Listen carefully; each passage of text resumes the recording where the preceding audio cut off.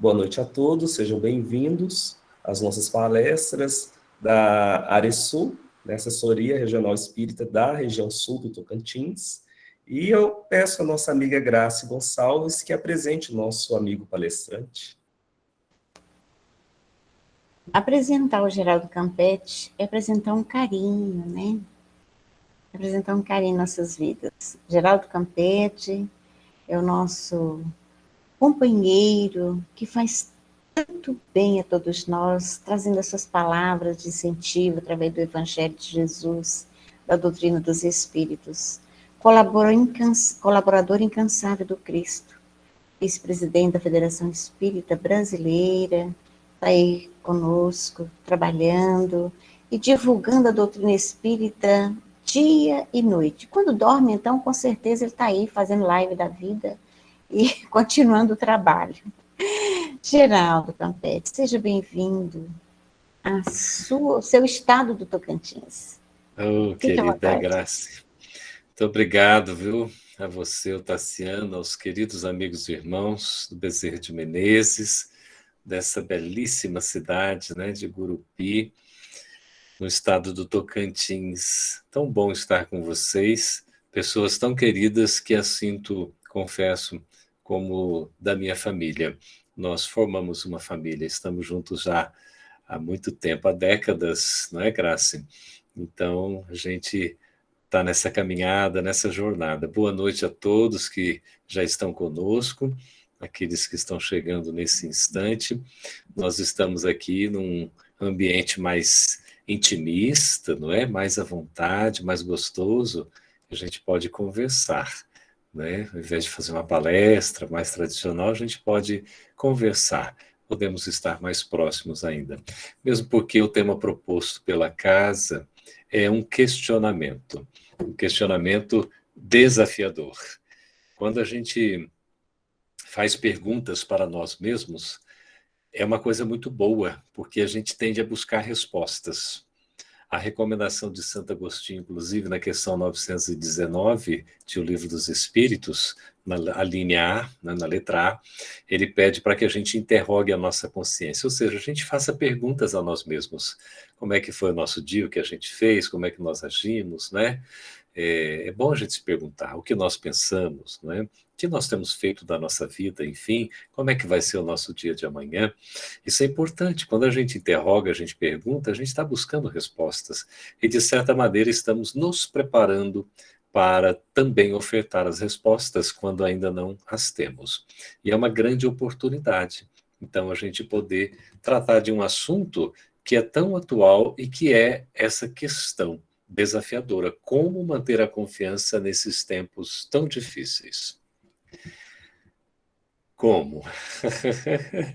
A pergunta se refere a uma maneira pela qual, né? Um método, um caminho, um roteiro. Como é que a gente pode fazer isso? Exatamente na questão 919, quando Kardec pergunta qual é o meio prático mais eficaz que tem o homem nesta vida de domar as suas más inclinações, não é? O Espírito da Verdade responde: um sábio da antiguidade já vos disse, conhece-te a ti mesmo. E Kardec, sabiamente, diz, mas isso todos nós já sabemos, o que nós queremos saber é como fazer isso. O Espírito da Verdade, que é muito educado, poderia ter logo respondido para ele com outra pergunta, mas por que você não perguntou então o como? Você perguntou qual, eu respondi. Qual é o método mais eficaz? Que, aliás, é uma pergunta inteligentíssima, não é isso? Qual é o método, ou seja, o caminho, a maneira, não é? A estratégia que pode ser adotada, não é isso? É o meio prático, não é teórico, ele é prático, que tem o homem nesta vida, ou seja, todos nós seres humanos, neste momento, na nossa existência, agora, não é depois, não é de domar as nossas más inclinações, de processar a nossa reforma íntima, que é o grande desafio que a gente tem na nossa trajetória evolutiva, notadamente nesta existência. Mas quando ele responde, né, que é o autoconhecimento, é a busca de si mesmo, Kardec então vai perguntar que ele quer saber de fato como. E aí Santo Agostinho vai dar aquela espécie de, não é bem uma receita, mas é um roteiro, né, para gente, que ele fala para a gente perguntar, passar em revista, não é? O nosso dia, ver o que a gente fez. É uma questão bastante discutida, a gente costuma analisar, mas no fundo, ela precisa ser processada, precisa ser sentida, porque ali o Espírito da Verdade traz uma resposta boa, Kardec continua dando uma explicação muito lúcida para a gente poder trabalhar a nossa reforma íntima, o nosso autoconhecimento. E isso envolve a relação que a gente tem com Deus, com o próximo e conosco mesmo. Então a pergunta aqui é como, né? Como a gente consegue manter a confiança nesses tempos tão difíceis? Os tempos que nós estamos atravessando são difíceis, são tempos desafiadores, são tempos que nos colocam aí uma exigência de testemunho pessoal intransferível, inadiável, não é isso? Impostergável. Todos nós estamos sendo mais que convidados, convocados, não é? Ali a Carla chegou, boa noite, a princesa lá de Mato Grosso, olha só que coisa boa, seja bem-vinda, viu, Lia? A gente estava falando que aqui a gente tem um ambiente mais intimista, né? Então a gente pode estar conversando. E aí, essa questão, né, de como nessa questão desafiadora a gente vai conseguir enfrentar esses tempos difíceis. Primeiro a gente precisa entender, Marialba, boa noite, seja bem-vinda. Boa noite. Marialba é mãe de uma querida amiga minha, trabalhamos juntos na FEB TV, na federação, né? Verdade. Gosto muito dela, né? Da filhota. Mirela. A Mirela, a Mirelíssima, que eu falo. E pude conhecer a Marialba através, né, dos trabalhos, né, à distância, pela internet, pelo Centro Espírita Sem Fronteiras, enfim, é muito bom. Mas a gente já tinha se conhecido pessoalmente, né, Marialba também. Tive o prazer, né? Que satisfação. Então a gente está conversando aqui sobre esse questionamento que a Casa Bezerra de Menezes lança para nós. Como é que a gente pode, então, manter a confiança nesses tempos tão difíceis? Como é a maneira, o método, né, a estratégia? Manter, manutenção. Não é apenas ter, também, não é, Cíntia? A gente continuar alimentando. Estou lendo Cíntia ali, é Cíntia mesmo. E a gente verificar como manter isso. Manter é a gente perseverar nessa caminhada. Não basta só ter uma vontade e desistir diante do primeiro obstáculo. A manutenção, exatamente, é nós continuarmos, é a gente prosseguir. Como manter essa confiança nesses tempos tão difíceis? Bom, quando a gente pega essa pergunta, qual é a palavra-chave, queridos? A Luziane está conosco. O Grace, só tem gente boa aqui, né? Impressionante. Gente boa e humilde. Né? Que felicidade, né? Sejam todos muito bem-vindos. Qual que é a palavra-chave desse questionamento? Como manter a confiança em tempos tão difíceis? Palavra-chave, a palavra principal. Aí vocês podem escrever no chat, pode abrir o microfone e falar. Quem? Fé. Fé? Quem falou fé mesmo? Não ouvi. A Eliane? Marcela. Também. A Marcela. Fé. Uhum. Tem a ver com fé, realmente. Engraçado que a palavra... em Deus. Oi? Confiança em Deus. Quem falou? Marialba. A Marialba. Esperança. Esperança, né, Cidinha? Estarmos alinhados com as leis divinas. Estarmos alinhados com as leis divinas. E persistência. Persistência, né, Francisco? Sim. Uhum. Engraçado que a gente verifica que vocês estão falando palavras que não constam na questão, né? Mas que tem tudo a ver com o seu significado, com o seu conteúdo. Como manter a confiança nesses tempos tão difíceis? Os tempos difíceis são tempos desafiadores. A gente tem que entender isso. E eu vou lançar uma afirmação logo de início, como ponto para a nossa reflexão. Nós só conseguimos apresentar uma virtude ou uma qualidade comportamental se nós formos testados, se nós formos colocados diante de um enfrentamento de testemunho. Vocês concordam? Quando é que nós vamos mostrar se somos pacientes? Diante de um teste de paciência. Quando é que nós vamos demonstrar a nossa confiança?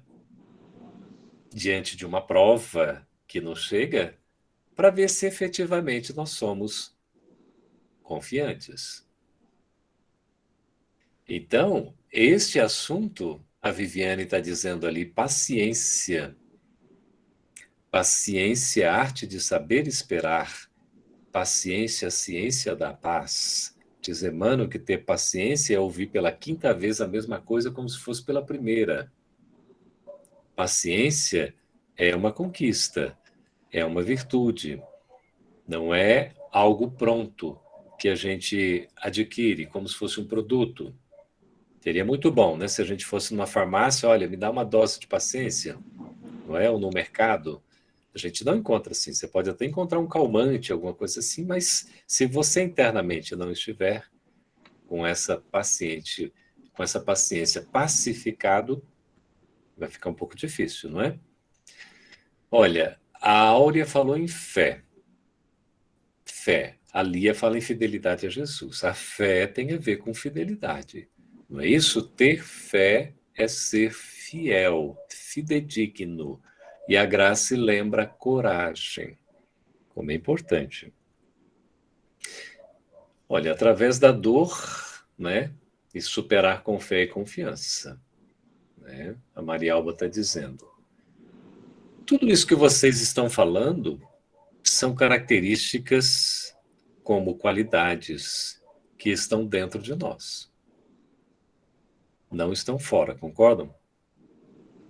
Mas se estão dentro de nós, porque nem sempre nós as encontramos. Não as reconhecemos em nós. Porque provavelmente a gente ainda não fez aquela viagem questionadora que Santo Agostinho nos recomenda. Porque esse percurso, esta caminhada, essa trajetória não se refere apenas à resposta intelectual, cognitiva, mas ela passa também pela nossa reflexão, pelo nosso sentimento. Então, nós precisamos analisar. Está dentro de nós, precisamos descobrir. Como é que a gente faz isso? Se não parando, pensando, refletindo, meditando, sentindo, trabalhando as nossas emoções e agindo no bem.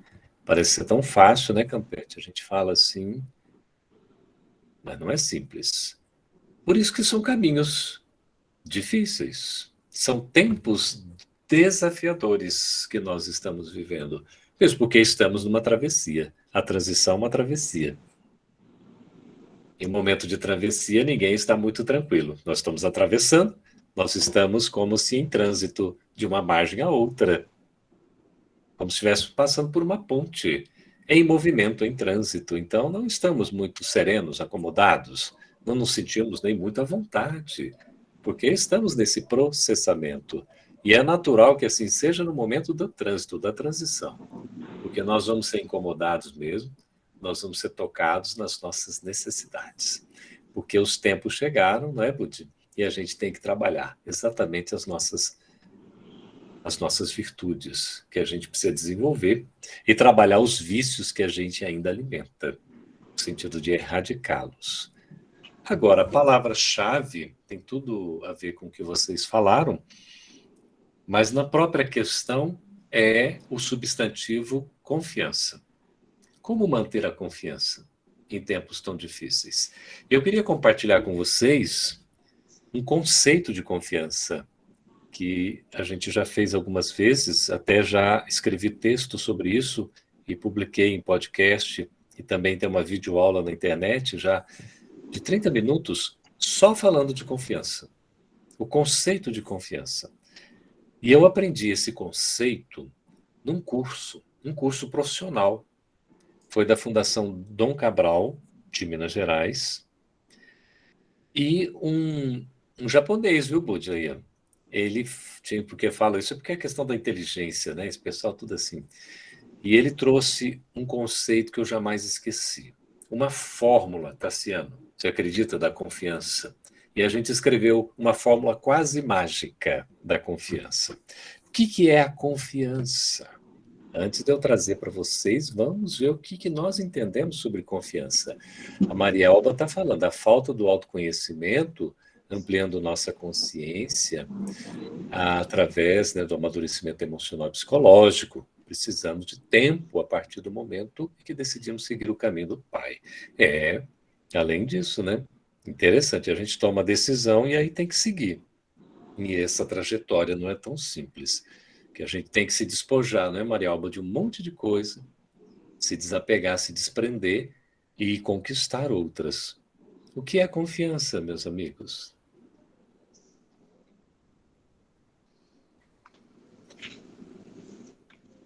Quando a gente fala em confiança, isso traduz o quê?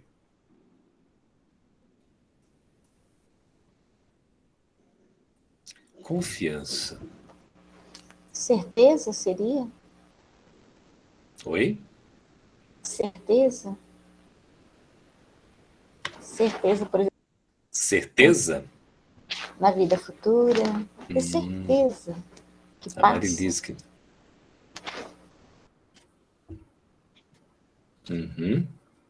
Confiança é certeza. Interessante. Pode falar, Liane. A Cíntia colocou fé. É a Cíntia que está aí? Alguém está... Estou usando aqui o nome que está apresentando, viu, gente? Se for um nome diferente, podem dizer. É o Anderson. Aderson. Ah, tá. Ó, a Thelma Odete está dizendo que é aceitação. Cíntia está aqui também. Aceitação. Confiança. Sabe que a aceitação tem dois tipos de aceitação, não é?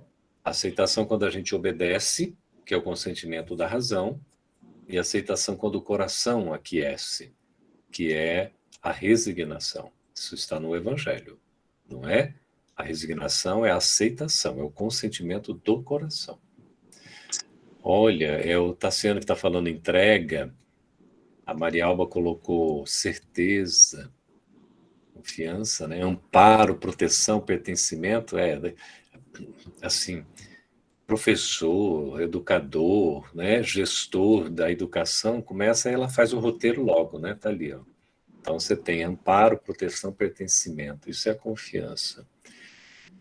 Eu pode falar, Cidinha, levantou a mão, abre o microfone, querida. Acreditar. Acreditar.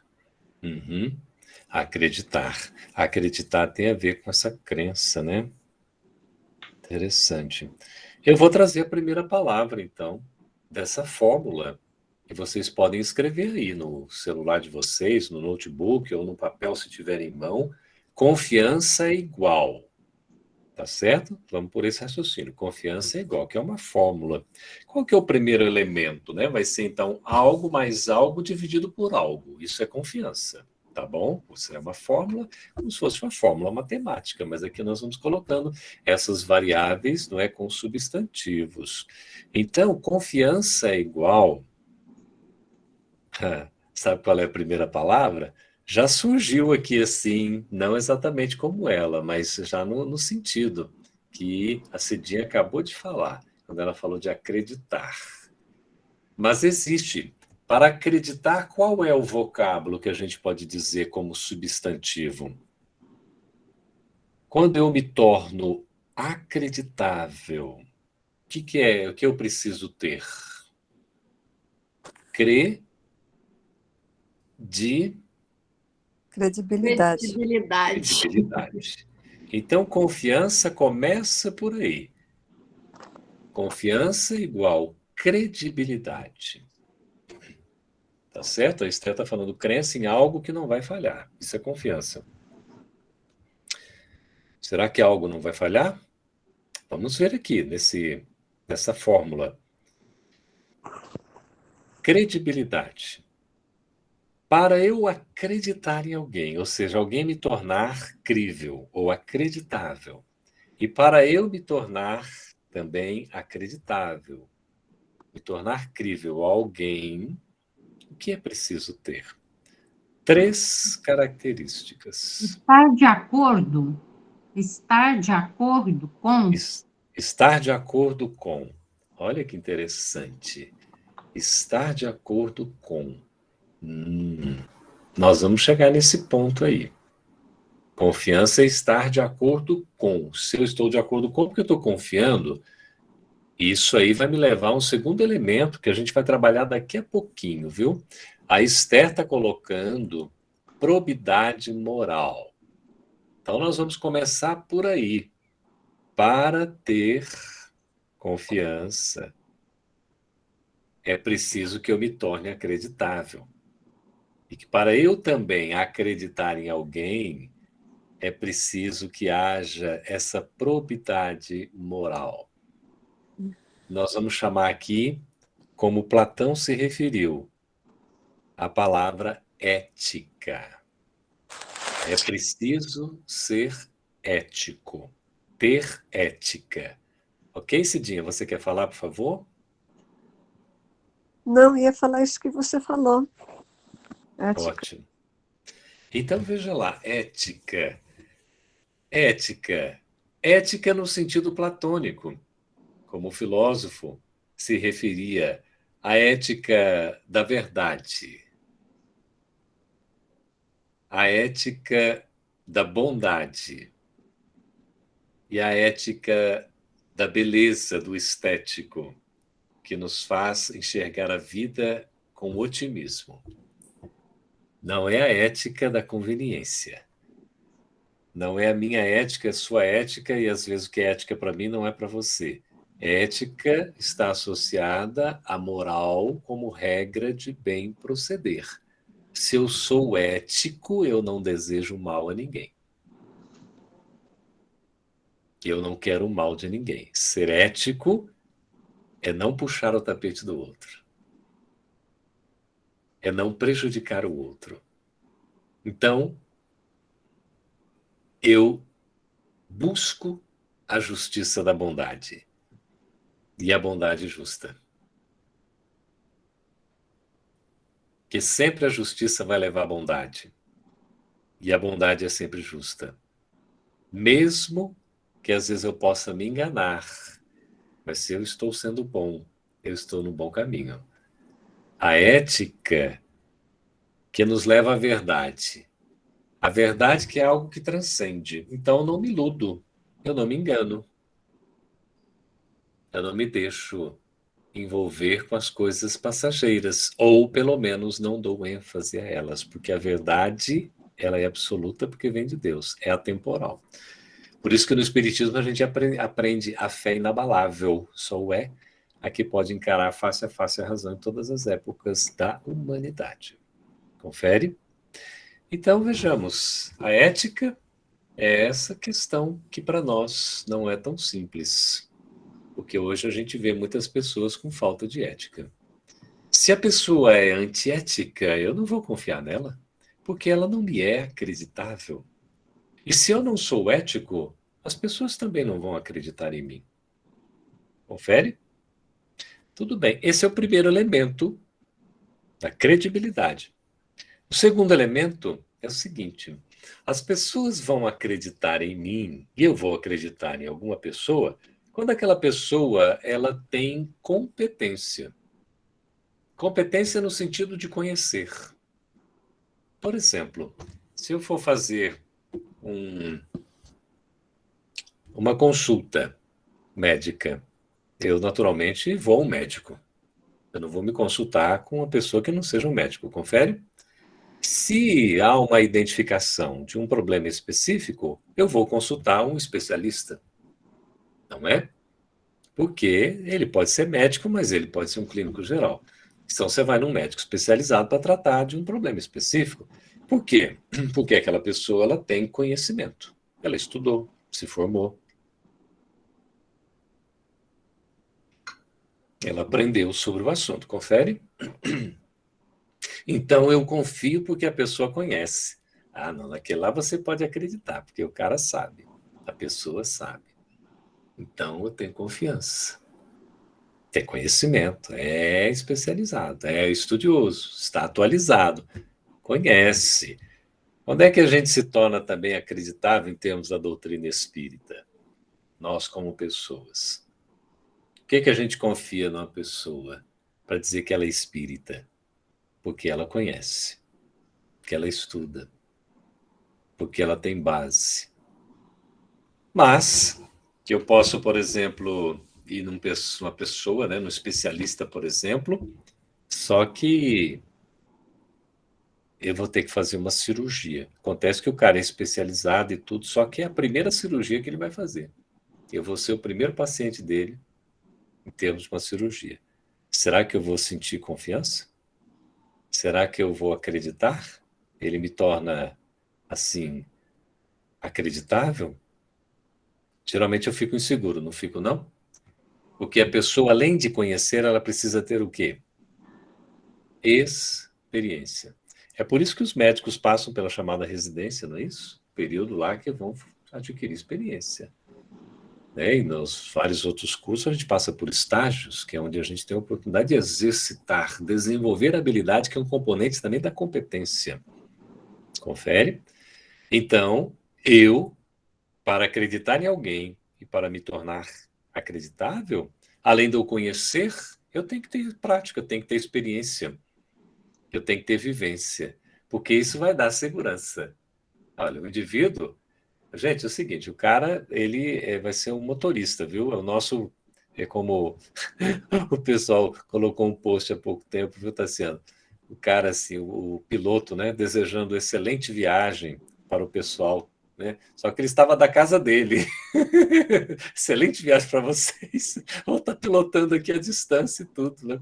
A gente confia em muitas coisas, é claro, né? Tem, assim, a gente sabe, né? Não presencial, até não tripulado e tudo. E a gente vai ter aí daqui a pouco carros, né, que não vão precisar dos motoristas, enfim. Mas, de qualquer forma, você está com um avião lá repleto de passageiros, não é isso? Tripulantes, né, Orsilene? E aí, de repente, o piloto está... Não, gente, boa viagem para vocês, eu estou aqui, viu? Então, a gente precisa ter essa experiência, essa vivência, não é isso? Tudo isso vai dando segurança. Então, confiança é credibilidade.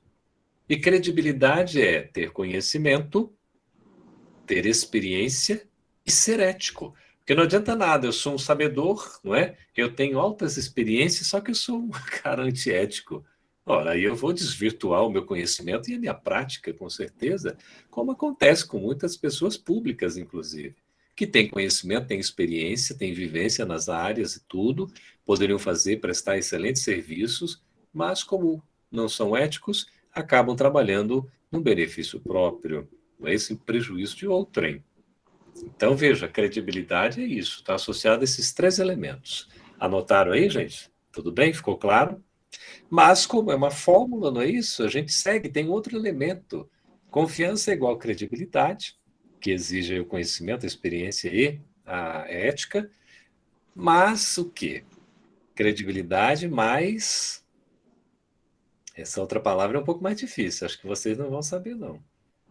Para eu ter confiança, para eu ser assim confiável e eu confiar em alguém, além dessa questão de acreditar, de ter a credibilidade, é preciso ter outro elemento.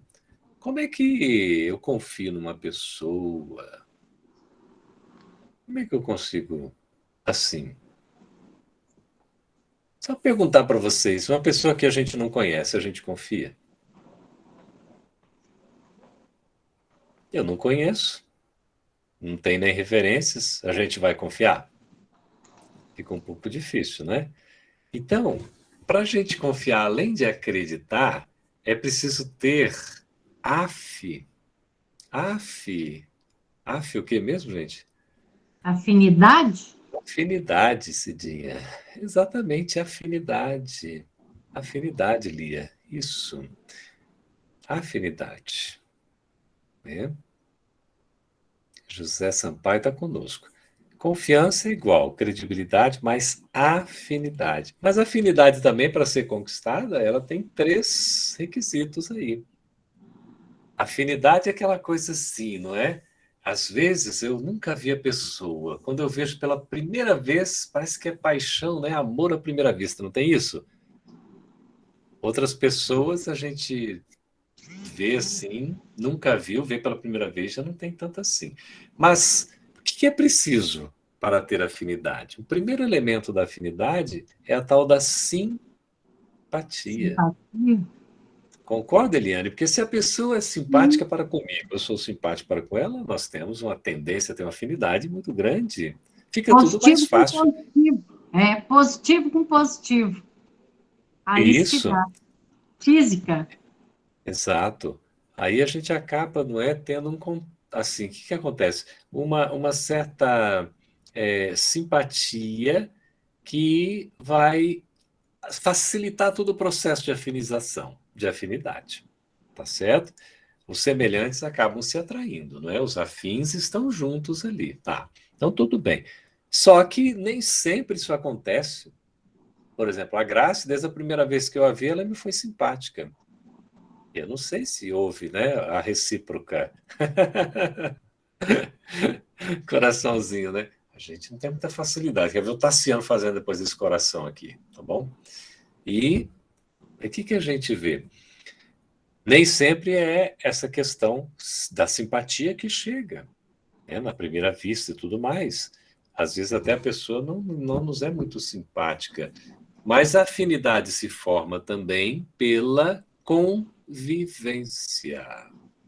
Então é preciso ter convivência, porque quando eu convivo com a pessoa, com uma equipe, com um grupo, com uma instituição, enfim, eu vou conhecer melhor. E aí eu poderia ter pensado, nossa, mas à primeira vista foi tão antipático, né? Mas olha só agora, a pessoa não é nada daquilo que eu tinha pensado.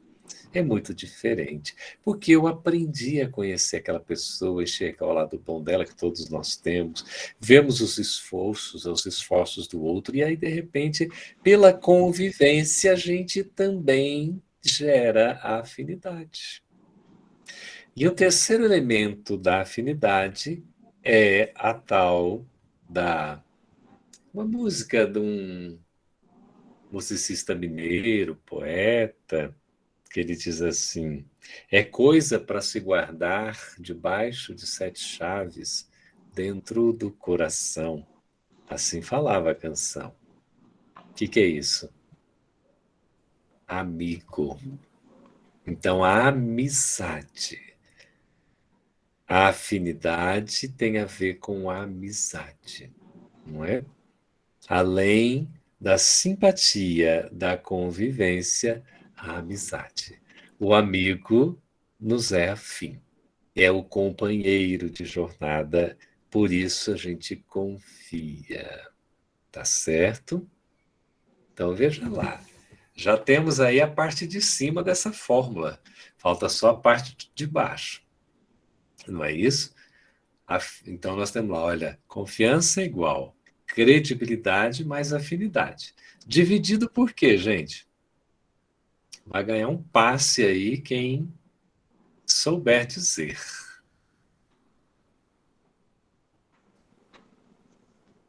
Credibilidade mais afinidade dividido por... Olha só. E é tão interessante porque essa fórmula vai dizer o seguinte, que a confiança é inversamente proporcional a esse elemento que a gente vai colocar aqui agora. Quanto maior esse elemento, menor a confiança. Quanto menor esse elemento, maior a confiança. São inversamente proporcionais. O que nos tiraria a confiança, a credibilidade e até mesmo a afinidade? O que a gente pode correr na vida? No planejamento que é feito para a encarnação, a gente sempre corre o quê? e que a gente precisa aprender a fazer a gestão deles. São os riscos. Sabiam? Então, confiança é igual credibilidade mais afinidade dividido pelos riscos. Porque eu posso até acreditar, posso até ter afinidade, mas se eu corro muito risco, será que eu vou confiar? Quanto maior o risco que eu correr, menor a confiança. Quanto menor o risco, maior a confiança. São inversamente proporcionais. E o que é o risco? É o que pode colocar tudo a perder. Tudo a perder, não é, Eliane? Tudo aquilo que a gente acredita, né? Que aquilo que a gente confia, de repente, coloca a perder. Aí fica complicado. Esse risco. Quando é que a gente não corre risco na nossa vida? Pergunta difícil, hein? Quando é que a gente não corre risco? Pode falar, Cidinha.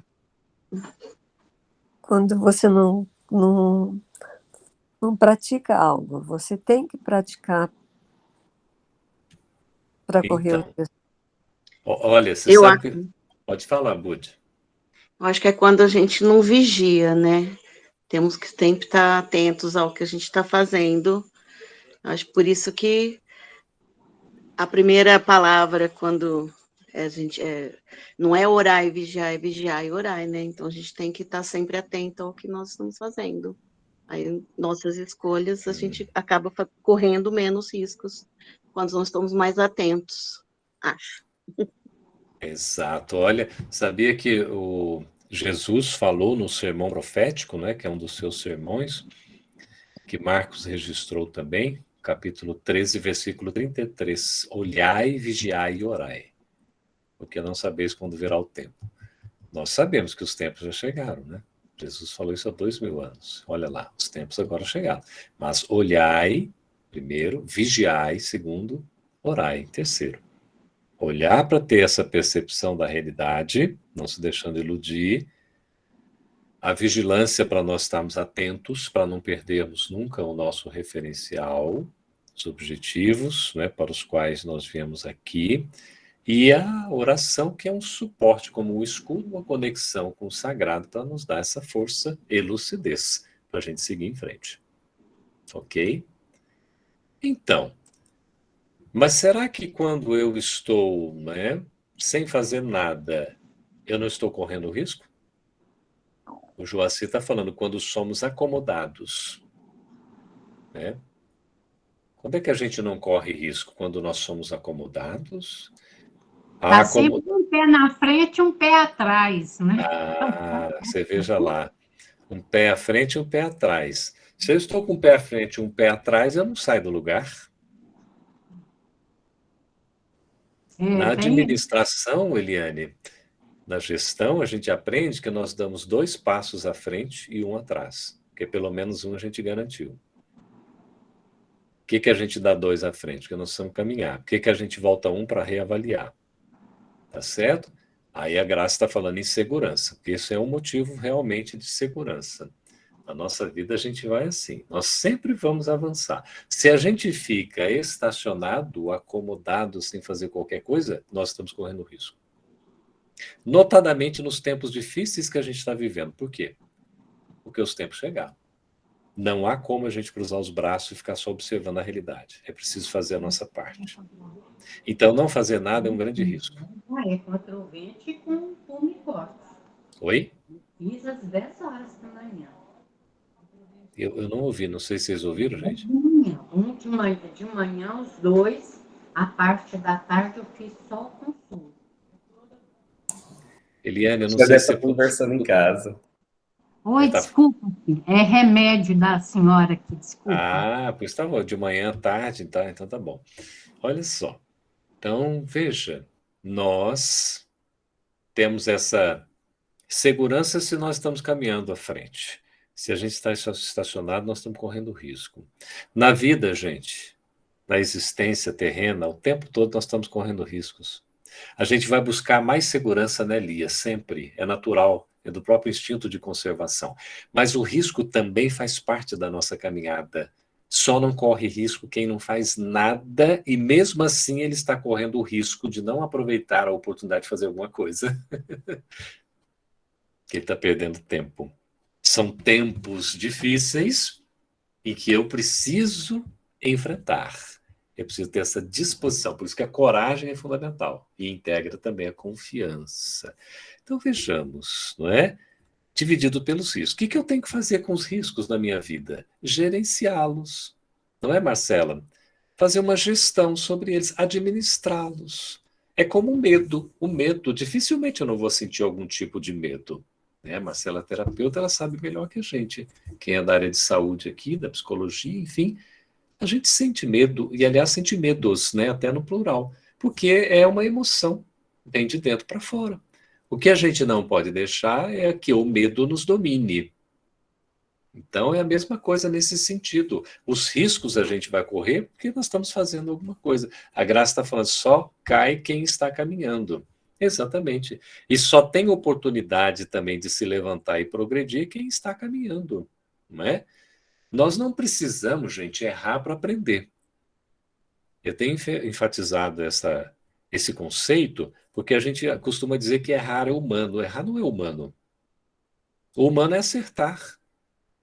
Errar é um desvio do percurso natural, normal, divino. Porque nós somos criados para evoluir, não para nos equivocarmos. Agora, é evidente que a gente tem que tirar da lição do erro o nosso aprendizado. Confere? Então, se eu cometi algum erro por um acaso, por um mau uso do livre-arbítrio, eu tiro a lição desse erro. Que lição eu aprendo com o erro cometido? E aí eu sigo em frente. Porque senão eu vou estar errando o tempo todo. Perfeito? Mas eu não preciso errar. Eu posso fazer a escolha boa, acertada.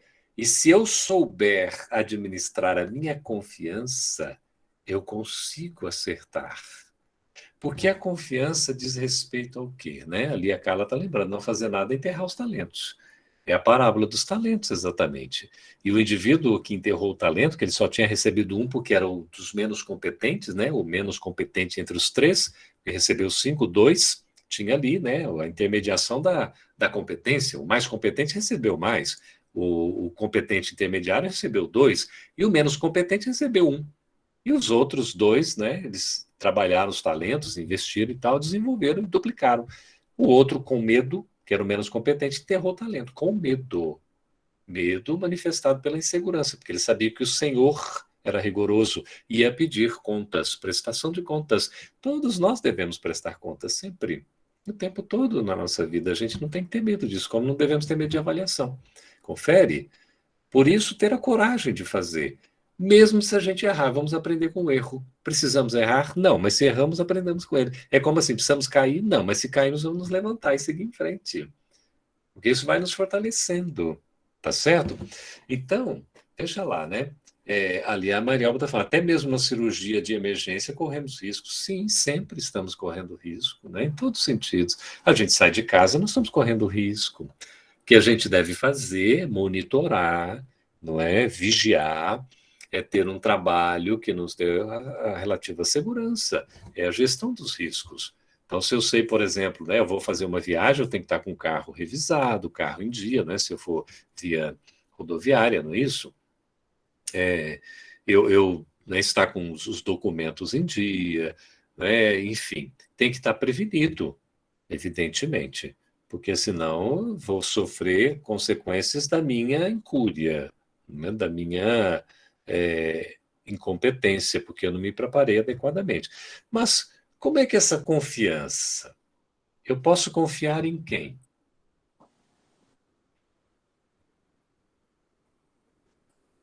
Em quem eu vou acreditar? Com quem eu vou ter afinidade?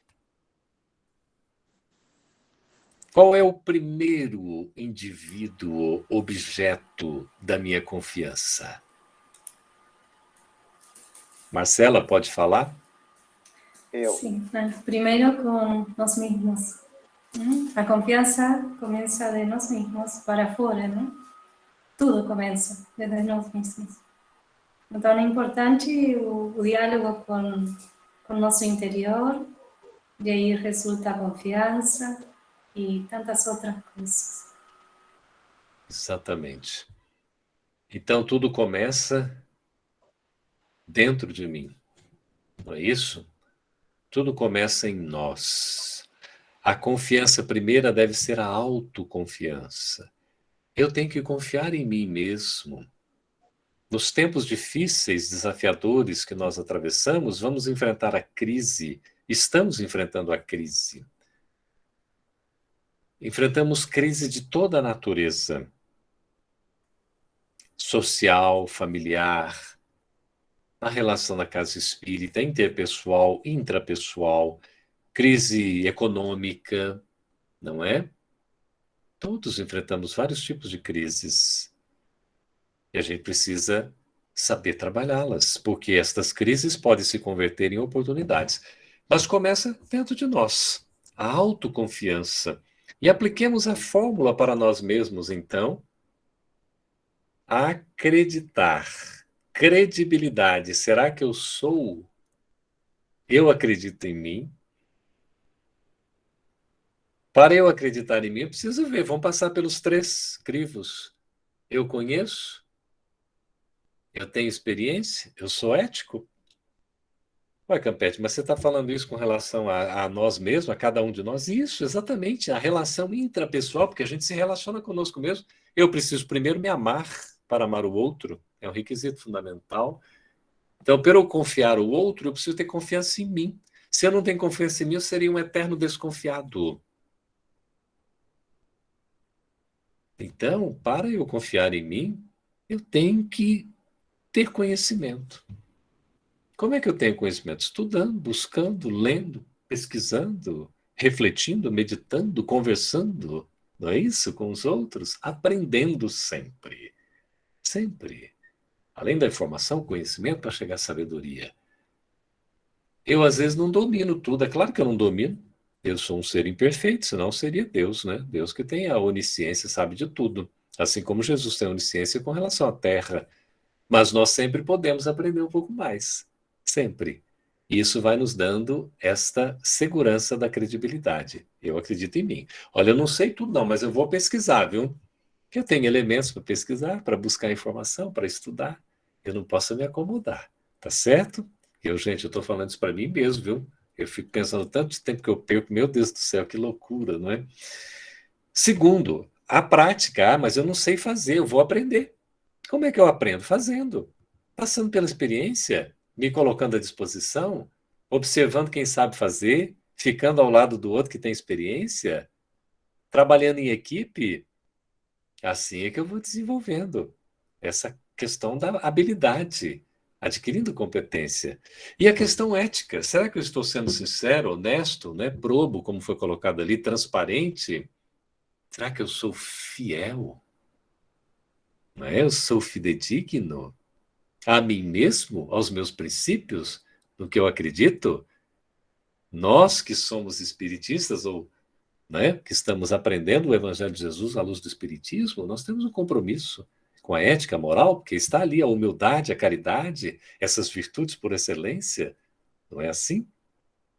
E vamos lá para o outro lado, afinidade. Será que eu tenho simpatia para comigo mesmo? Será que eu tenho convivência comigo mesmo? Será que eu sou amigo de mim mesmo? Gente, isso é diferente para vocês? Está agregando algum valor? Estas reflexões estão agregando valores? Nós estamos no começo de ano, não é? Hoje é sexta-feira, dia 7 de janeiro. Olha que oportunidade para a gente começar bem o ano, não é isso? Eu tenho que gostar de mim mesmo, autoestima. Eu tenho que ser o primeiro amigo de mim mesmo. O primeiro a ter afinidade comigo.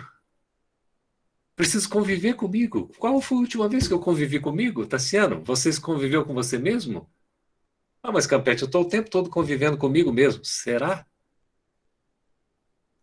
Qual foi o último encontro que a gente teve conosco mesmo?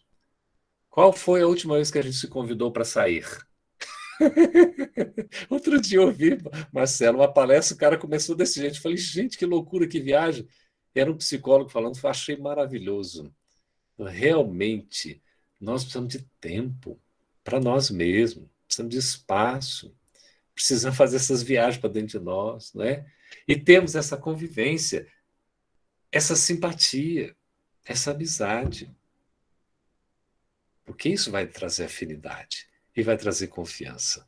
E é claro que os riscos a gente sempre vai correr, mas nós vamos trabalhando conforme a gente pensou. E será que nós também temos a confiança além de em nós?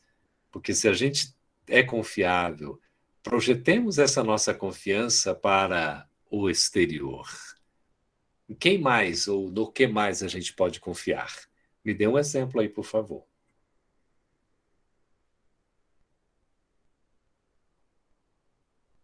Se eu confio apenas em mim, gente, eu dou conta do recado? Nós vivemos num regime de interdependência, já nos fala Emmanuel pela psicografia de Chico Xavier.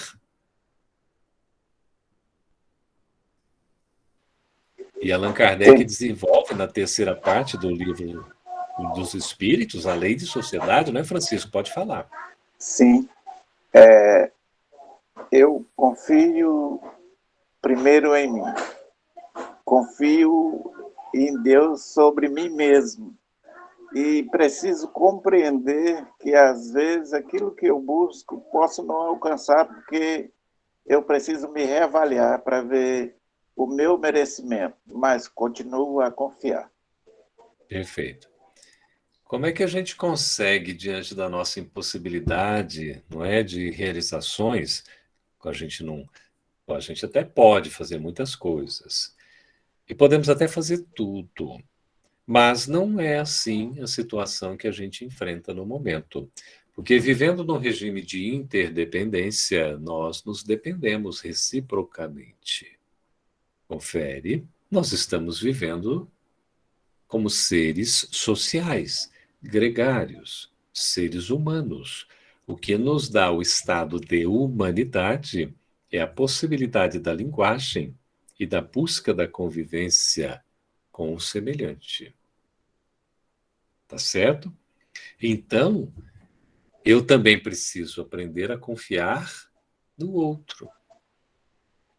Quando o Evangelho, as palavras de Jesus, tomando dos 10 mandamentos recebidos por Moisés no Monte Sinai, diz para nós amarmos a Deus e ao próximo como a nós mesmos, e a gente vai aprender na doutrina espírita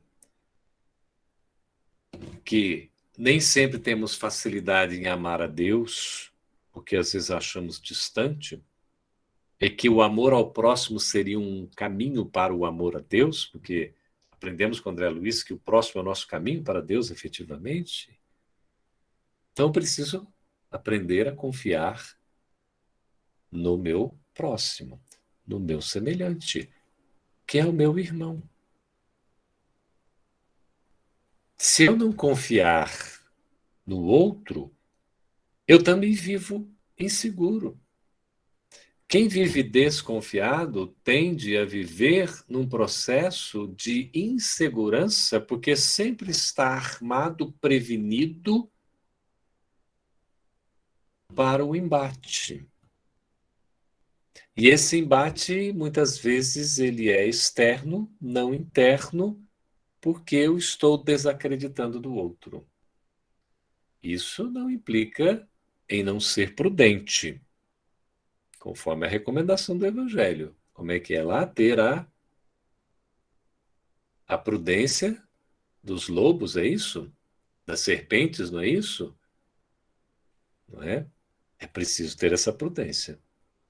Esse cuidado, é claro.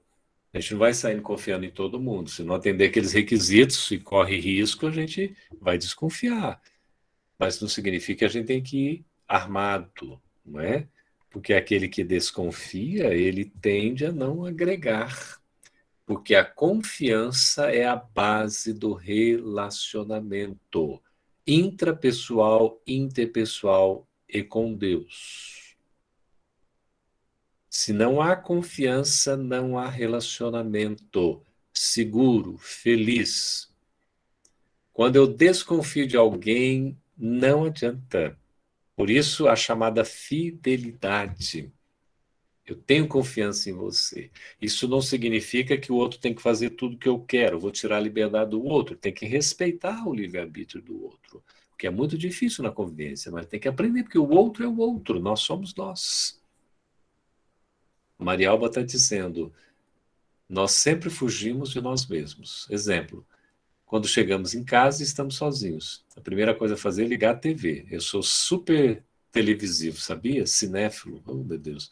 Ou entrar no WhatsApp, né? No WhatsApp, ou ligar para alguém, entrar em contato consigo, a refletir sobre o comportamento realizado naquele dia, ou algo que esteja incomodando ultimamente. É conversar consigo em pensamento, isso.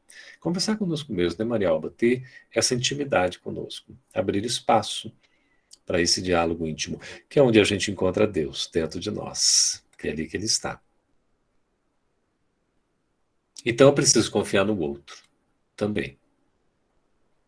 Preciso confiar. Eu não tenho confiança no outro, porque o outro não me é afim. De repente eu posso desenvolver essa afinidade com a convivência, quem sabe? O inimigo pode se tornar até um amigo, quando a gente enxerga melhor as coisas.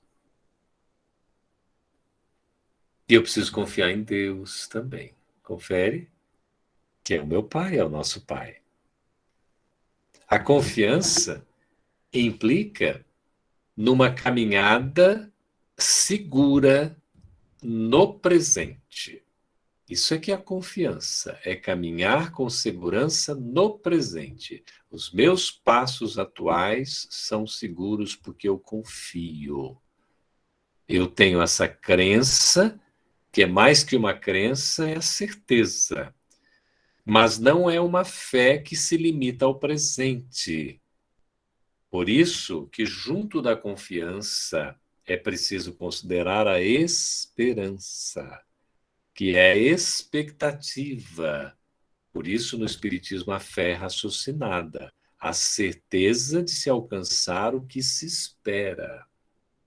Então, na fé raciocinada, com essa certeza, não é só uma crença, é uma certeza, eu sei que eu vou alcançar aquilo que eu estou esperando, porque eu confio em mim mesmo, que vou fazer o melhor ao meu alcance. Vou fazer por merecer. Eu confio que vou receber a ajuda da espiritualidade, Jesus, de Deus, não é isso? Dos amigos espirituais. E confio também nos familiares, nos irmãos, né? nos semelhantes. Então, como é que nós vamos, né, manter a confiança nessa travessia tão desafiadora, nesses tempos tão difíceis? É porque exatamente no momento em que nós somos testados, como estamos sendo, em que somos requisitados no nosso testemunho, na apresentação do nosso perfil, é que a gente tem que dar o exemplo. É quando a prova surge que a gente vai demonstrar que de fato é forte ou não. Que a gente tem condições ou não. Mas acontece que Emmanuel diz assim que a prova sempre carrega a lição. E vai dizer mais, que sempre que a prova surge é porque a gente já tem condições de enfrentá-la. Olha a necessidade da confiança, da esperança, da fé raciocinada. Porque a gente sabe que pode enfrentar, e mais que isso, nós sabemos que podemos vencer a prova, o desafio. Podemos resolver o problema. Quer algo mais esperançoso do que isso? Mais alentador? Por isso que eu queria trazer aqui do livro Ação e Caminho, que é um livro que a FEB publicou em parceria com o Ideal. É um livro que é de parceria também editorial, de autoral, né, de Emmanuel e André Luiz. Os dois espíritos escreveram esse livro pela psicografia do Chico. E tem um texto aqui que fala ato de fé, que a confiança tem tudo a ver com a fé, como vocês colocaram, não é isso? Em todo instante confio em Deus. Isso é um ato de fé. Todo instante eu estou confiando em Deus. Olha que maravilha. Quando eu confio em Deus, eu vou seguir o meu caminho, vou seguir em frente. Eu tenho confiança. Até a tradução do Eclesiastes, não é isso? Quando diz, como é que é? Nada me faltará, não é? em nada me faltará. Nada me faltará, o Deus, o Senhor em nada me faltará na vida. Então, em todo instante, eu confio em Deus. Todo instante. Não é só no momento que eu estou pedindo socorro, não. Todo instante eu estou acreditando em Deus. Não é isso? Aqui, ó, esse livro aqui é Ação e Caminho. E o Marialba, não sei se dá para ver. Ele faz parte de uma coletânea, a gente editou 4 livros de parceria espiritual André Luiz e Emmanuel. Tão bonitos. Eu vou mostrar para vocês aqui o que eu tenho em mãos aqui alguns. Ó. Esse daqui é o Busque e Acharás. Veja o projeto gráfico, né, com a imagem do Chico, bem interessante. Tempo e Nós, também é outro livro. Tá, eu tenho outro que está em algum lugar, e esse aqui que eu estou mostrando para vocês. Né? O Ação e Caminho. Autoria dupla de André Luiz e Emmanuel. Eu me lembro que pela FEB a gente só tinha editado Grace de autoria dupla, né, Emmanuel André Luiz, o livro Estude Viva.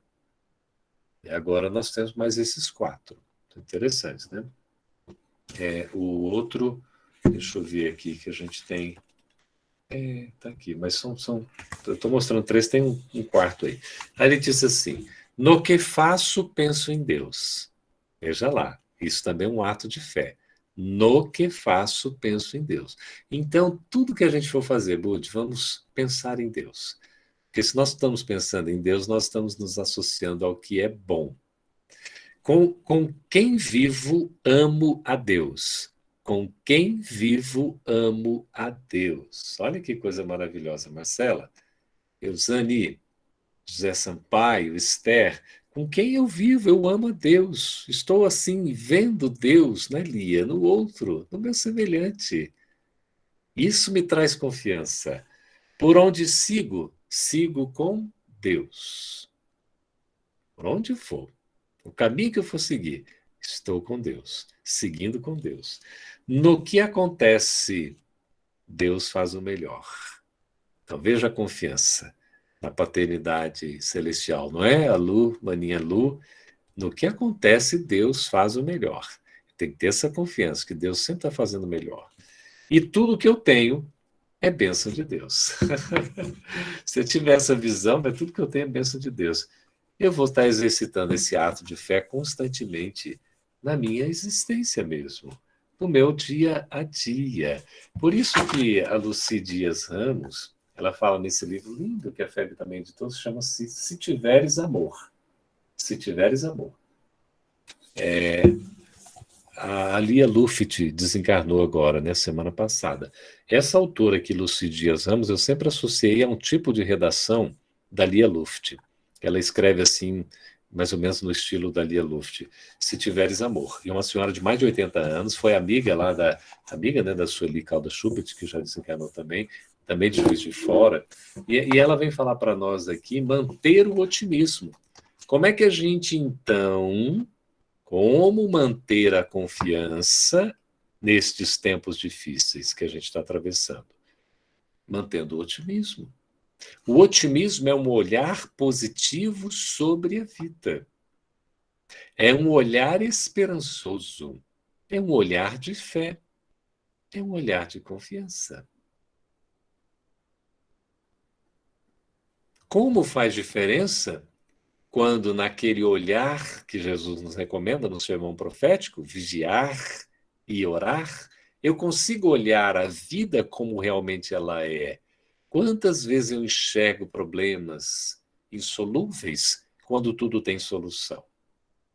Quando eu enxergo que assim está perdido e a gente tem possibilidades enormes diante de nós. Às vezes, num gesto precipitado, num segundo, a gente coloca a perder praticamente uma existência, ou vários anos da nossa existência. Por isso, manter o otimismo, não se desesperar, porque quem é desesperado é desesperançado, é afoito, é assodado, é ansioso, acaba agindo de uma maneira que precipita as coisas. Então ela faz aqui a pergunta, dona Lucy Dias Ramos, se o conhecimento espírita contribui para uma visão otimista da vida. O que vocês acham? Será que o espiritismo contribui para uma visão otimista da vida? Não tem a menor dúvida. Com os princípios, a gente acreditando em Deus, como a gente viu aquele ato de fé ali, não é isso? A gente acreditando em nós que somos espíritos imortais, viveremos para sempre. Gente, viver para sempre é o seguinte, nunca vai acabar. Ora, se nunca vai acabar, gente, nós precisamos ser felizes conosco mesmo, não é, Maria Alba? A gente tem que aprender a se amar, a conviver conosco, a ter confiança em nós, que a gente vai conviver para o resto da vida conosco. A vida nunca acaba. Então, essa confiança é fundamental. Acreditar na espiritualidade, nos amigos que estão nos ajudando, né? Por isso que ela diz aqui, olha, todos nós estamos em cursos na lei divina. Ninguém foge da lei de Deus. Portanto, sofremos e temos desafios existenciais. Faz parte da nossa existência, da trajetória, como a gente está atravessando. Né? A gente acaba sofrendo e temos os desafios existenciais. Os tempos difíceis são desafios que a gente tem. Não há exceções. Ninguém é privilegiado. Todavia, já temos a compreensão de que um dia tudo será diferente. Ora, depois da tempestade vem a bonança. Não é isso? Mas, por hora, a gente está em pleno campo de batalha. Não há como desejar o descanso, né? A gente ainda não tem esse merecimento. Então, vai ser um dia diferente, sim. Se hoje semearmos o bem e trilharmos o programa de nossa redenção espiritual. Só que a gente tem que fazer a nossa parte, desde agora, desde hoje. E isso é confiar. Então, ela diz, procuremos, assim, manter o otimismo em todas as ocorrências desagradáveis. Mesmo nas ocorrências desagradáveis, vamos manter o otimismo. Jesus jamais desanimou. Nunca recolheu ressentimentos, mesmo quando abandonado após a traição e vencido pela urdidura de mentira, a fim de tornar-se o vencedor perene em todas as refregas. Isso aqui é Viver e Amar, de Valdo Franco, Joana de Ângeles, no capítulo de número 6 desse livro Viver e Amar. Então, nós precisamos tomar como guia, como modelo, como exemplo, como nosso Mestre Senhor Jesus. Que os nossos atos sejam, então, reflexo da paz e do conhecimento, que já amealhamos coerentes com a conduta daqueles que já encontraram o amor e se escoaram na fé para seguirem destemidos, ou seja, sem medos, né, pelos caminhos da vida, mantendo o otimismo e a alegria de viver. Como é importante, né? O otimismo nos dá essa alegria de viver. Bem-aventurados, não é? Quão felizes serão. Eu queria, permitindo aí, Grace, Tassiano, fazer uma última recomendação que está nesse livro aqui, ó, Jesus no Lar, livro lindo. Todos os capítulos são muito bonitos, e tem um capítulo que fala do dom esquecido, né? Eu só vou ler aqui o fechamento por conta, né, do nosso tempo, tá certo? Que a gente já está aí para encerrar, não é, Grace, não é, Tassiano? E a gente vai vendo aqui, ele conta uma história que é interessante, né? O dom esquecido. Qual será esse dom esquecido? Né? Ele vai contando uma história para concluir assim. Era sempre aqui, né, nesse livro Jesus no Lar, o capítulo aqui de número 27. Né? E aí a Maria Alba está com a obra em mão, olha que beleza. Capítulo 27, lindo, é isso mesmo. Então, o dom esquecido. Que dom esquecido é esse? Aqui são as primeiras reuniões do Evangelho no Lar, na casa de Pedro, né? Sempre com a presença de Jesus, e ele sempre fazia referência a uma história, uma parábola, né? Pegava um contexto e trazia uma lição sobre determinado assunto. Então aqui ele vai fechando a história assim para dizer, depois do que ele conta, formosa é a mocidade. Realmente, né? A mocidade é formosa, geralmente jovem, é bonita, aquela coisa toda, né? Agradável é a fortuna. Quem é que não gostaria de ganhar, né? Na loto da virada e aquela coisa toda. O pessoal fica assim, né? Outro dia conversando com o Raul, né? Ele falou, você sabe por que o espírita não ganha nunca na loteria? Falei, porque nunca joga. A gente falando assim, tem uns até que eu de vez em quando até jogo, mas é muito raro, né? A gente, de fato, ele falou, se não jogar, não tem a mínima probabilidade de ganhar. Já jogando, é muito difícil, quase impossível, imagina, né? Se não jogar. Então, agradável é a fortuna. Como é bom, né? Aquela coisa toda. Admirável é a liberdade. Nossa, que beleza ser livre. É admirável. Brilhante é o poder. Nossa, o poder, né? Brilha. Respeitável é a inteligência. Sim, indivíduo inteligente, né? Competente, ele é respeitável. Santo é o casamento venturoso. Realmente, a pessoa que tem, né, que dá tudo certo, é muito bonito, né? Ou deu certo enquanto durou, também é bonito. Bendita é a saúde da carne, né? A gente deseja saúde e tal. Mas, se o homem não possui, qual foi a palavra-chave, Graça, que você colocou ali quando a gente fez, né? Como é que a gente ia fazer essa travessia desafiadora, esses tempos difíceis? Como manter a esperança? Mantendo a segurança. A segurança que vem da coragem. É isso? Coragem. Então ele disse aqui, não é? Mas se o homem não possui coragem para sobrepor-se aos bens e males da vida humana, a fim de aprender a consolidar-se no caminho para Deus, de pouca utilidade são os dons temporários da experiência transitória. Então essa confiança dá coragem. A coragem dá confiança. E tomando ao colo um dos meninos presentes, indicou-lhe o firmamento estrelado, como a dizer que somente no alto a felicidade perene das criaturas encontraria a verdadeira pátria. Tão bonita a narrativa, né, de Ney Lúcio, o educador. Aí pega Jesus tomando uma criança e mostra o firmamento, o céu estrelado, e vai dizer, olha, a felicidade realmente não está aqui. Mas é como o Bezerra de Menezes fala, de fato a felicidade não é deste mundo, mas será conquistada por intermédio dele.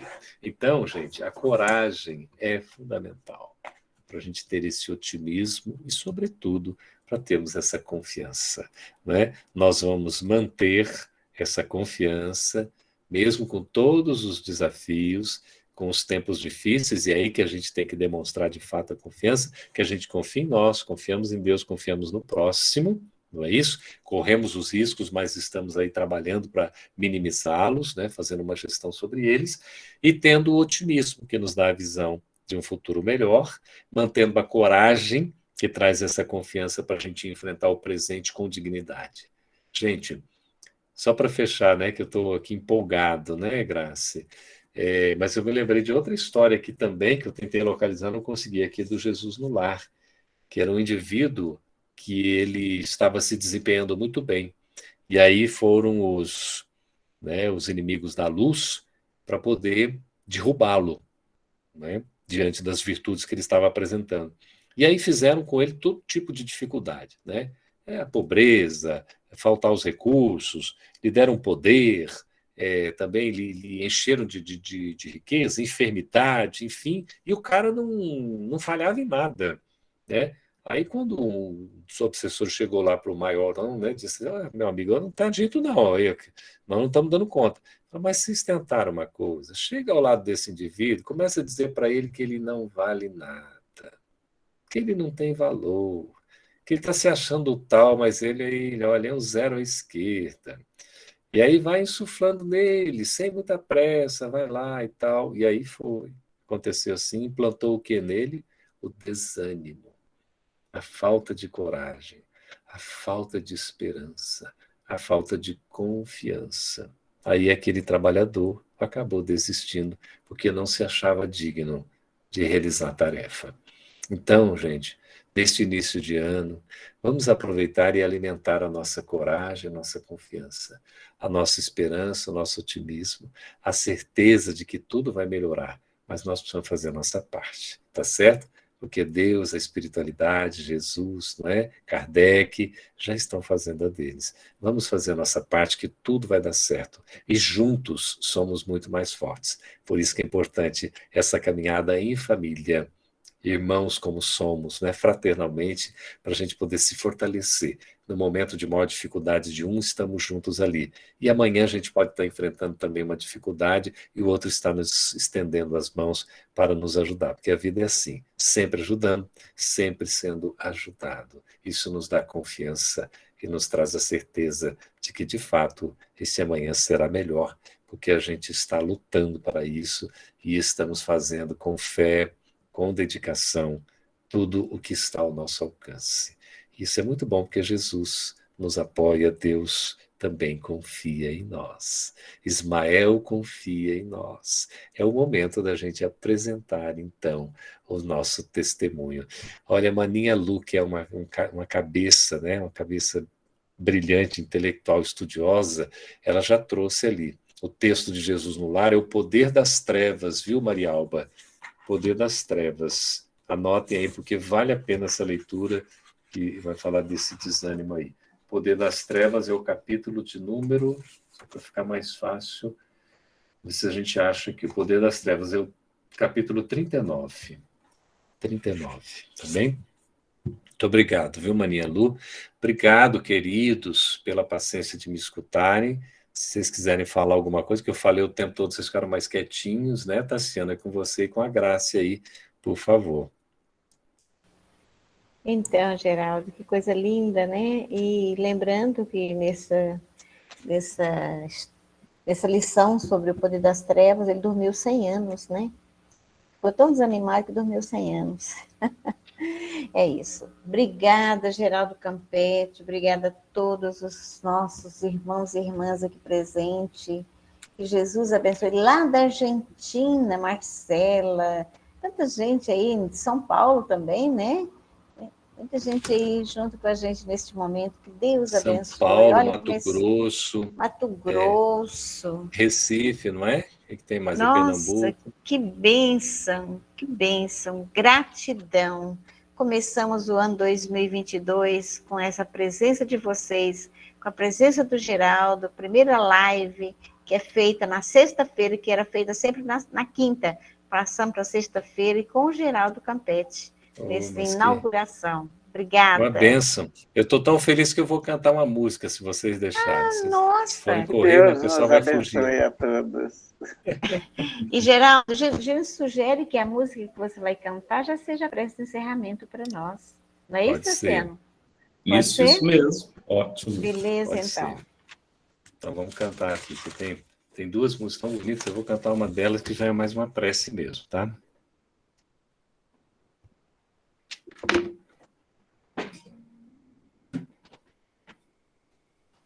A música se chama Renovação.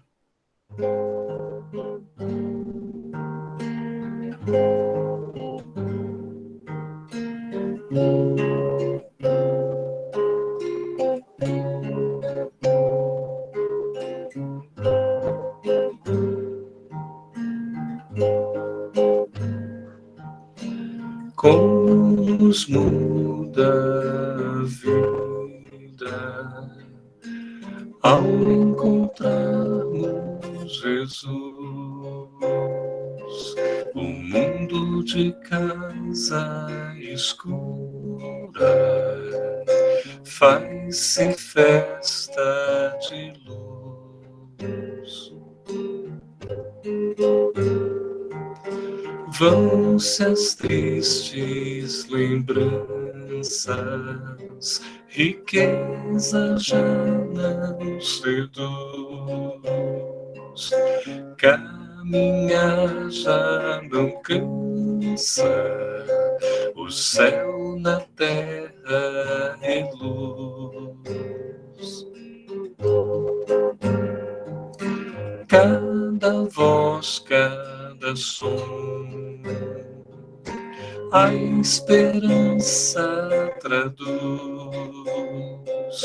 como nos muda a vida ao encontrarmos Jesus.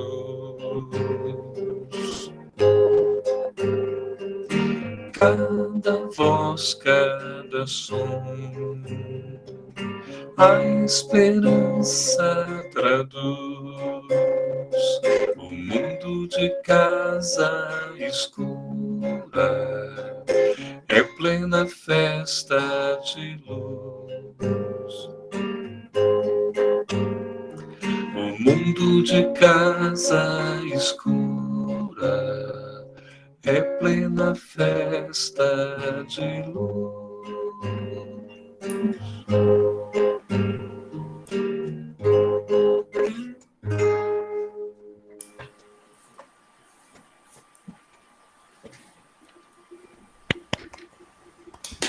Que bênção. Gratidão.